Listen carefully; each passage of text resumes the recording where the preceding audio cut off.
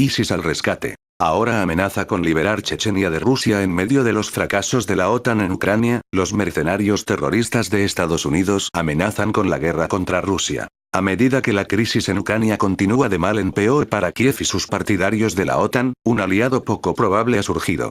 ISIS amenaza con liberar Chechenia y el Cáucaso. El Estado Islámico esencialmente entregaría las regiones de Rusia a sus patrocinadores occidentales y del Golfo Pérsico. Mientras que uno podría imaginar que Occidente intentaría, al menos parecen estar en solidaridad con Rusia de cara a esta reciente amenaza, en cambio, ha utilizado la amenaza para agitar el miedo entre los rusos, y como ventaja frente a Moscú. El think tank europeo Carnegie, financiado por el Fortune 500, publicó recientemente un editorial titulado «Olvídate de la OTAN. Rusia tiene problemas más grandes». En él hallamos admisiones sorprendentes. Que la agenda de la OTAN se está expandiendo en sí a lo largo de las fronteras de Rusia, que la UE está ahora en competencia directa con Rusia sobre el futuro de las tierras a caballo entre la UE y Rusia, y que sus planes en Ucrania están en completa desorganización. La editorial también dejaría a los lectores con una inequívoca amenaza. Lo que podría disuadir al presidente ruso, Vladimir Putin, es su combustible flanco sur y el Estado Islámico, al que para Rusia sería muy imprudente ignorar. Son estas amenazas las que son mucho más peligrosas para Rusia que las intenciones limitadas de la OTAN en Polonia y los estados bálticos. Estas amenazas también son más peligrosos que la UE, cuya apertura ha beneficiado enormemente a empresas rusas y a ciudadanos rusos. Si Putin piensa que la OTAN y la UE son sus grandes amenazas, competidores y enemigos, es que no ha visto nada todavía. La amenaza es clara. El Estado Islámico, ISIS, una creación de Estados Unidos, Europa, Arabia, Qatar, e Israel, es una fuerza expedicionaria mercenaria global, precisamente como Al-Qaeda fue desde sus inicios en la década de 1980 en Afganistán.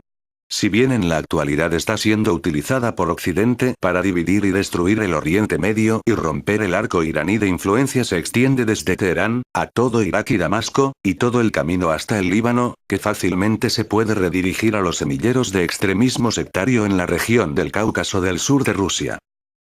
De hecho, todo el Estado Islámico es poco más que un cambio de marca de Al-Qaeda, con muchos otros heredados afiliados de Al-Qaeda apoyados por Occidente que siguen luchando junto a ISIS. Si bien la propaganda intenta retratar a ISIS como enemigos mortales de Occidente, cada batalla que lucha ISIS es una batalla que Occidente ha deseado abiertamente batallar, pero ha fracasado sistemáticamente para justificar tal lucha. La propaganda occidental también ha fracasado rotundamente al aparecer tal fuerza militar regional, desafiando tanto al Ejército Nacional de Irak como al Ejército Árabe Sirio, sin tener un significativo apoyo por parte de otros países. ISIS es de hecho una intencional creación de ingeniería de Estados Unidos.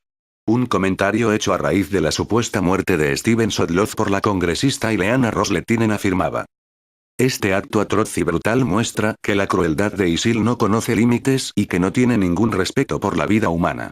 ISIL es un grupo terrorista global que propugna una ideología que plantea una grave amenaza para la seguridad regional, así como los intereses estadounidenses de seguridad nacional, tanto en casa como en el extranjero. Antes del inicio de ISIS por los medios occidentales, y ya en 2007, el ganador del premio Pulitzer, el veterano periodista Seymour Hersh, iba a presagiar la creación de un grupo de este tipo en su informe de 9 páginas en el New Yorker titulado «La redirección está la nueva política de la administración beneficiando a nuestros enemigos en la guerra contra el terrorismo».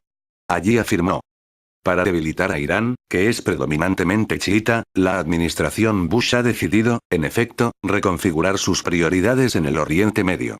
En el Líbano, la administración ha cooperado con el gobierno de Arabia Saudita, que es sunita, en operaciones clandestinas que pretenden debilitar a Hezbollah, la organización chiita respaldada por Irán. Estados Unidos también ha tomado parte en operaciones clandestinas destinadas a Irán y a su aliado Siria. Un subproducto de estas actividades ha sido el refuerzo de los grupos extremistas sunitas que propugnan una visión militante del Islam y son hostiles a Estados Unidos y simpatizantes de Al-Qaeda. Ese subproducto es ISIS. A través de la propia conspiración premeditada de Estados Unidos para sumergirse no solo en Siria, sino en toda la región y ahora potencialmente en Rusia, en el derramamiento de sangre sectario genocida, dio directamente con los presuntos asesinatos de James Foley y Steven Sotloff, por no hablar de decenas de miles de iraquíes, sirios, otros libaneses, y muchos más. La creación de ISIS y su uso como una fuerza mercenaria de diseño occidental se revela una vez más en la declaración que de otra manera sería irracional, la guerra del Estado Islámico contra Rusia. La doctrina de la intervención global de Estados Unidos en medio del caos de su propia creación es un camino de dos vías.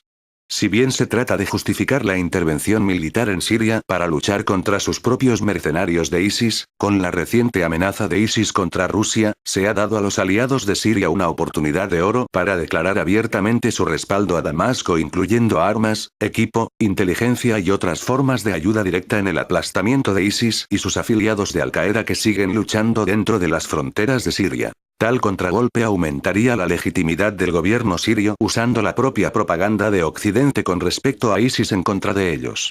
También permitiría a Siria, Irán, y las fuerzas libanesas llenar el espacio geoestratégico que Occidente tiene la intención de conseguir en el marco de su guerra contra ISIS, sacando por lo tanto permanentemente de la mesa la intervención occidental. Aplastando a ISIS donde esté, puede significar enfrentamientos con un enemigo con líneas logísticas más cortas y las fuerzas más concentradas, un escenario que sería muy diferente si ISIS intentara luchar contra Siria, Irak, Irán, y Rusia. Un equilibrio entre impulsar a Siria y la capacidad de sus aliados para hacer frente a ISIS, y permitir a ISIS extenderse demasiado en sí sería óptimo, y el intervencionismo utilizado de una manera para detener una verdadera amenaza para la estabilidad mundial. Identificar, exponer y castigar a los patrocinadores de ISIS es también un componente necesario para la confusión y la eliminación de ISIS. Este es un componente curiosamente ausente de los planes occidentales para intervenir. La dominación global a cualquier precio. Aunque parece insondable que una táctica así que abarca a todo el Medio Oriente y se acerca a Rusia, se pueda concebir y mucho menos ejecutarse, debe recordarse que la primavera árabe y la subversión violenta ulterior de Siria fue planeada ya en 2007-2008, con la consecuencia indirecta de socavar a Irán como el objetivo final.